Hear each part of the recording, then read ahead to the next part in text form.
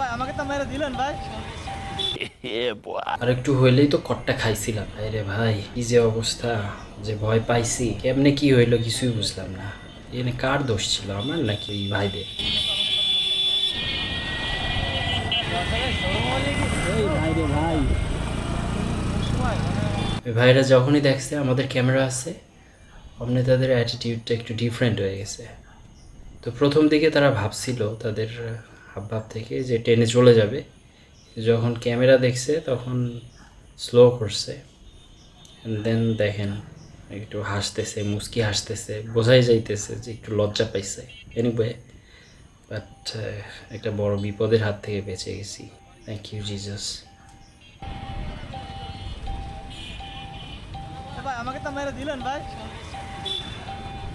পড়ে গেলে হয়ে যেত, সমস্যা তো নাই, পড়ে গেলে হয়ে যেত।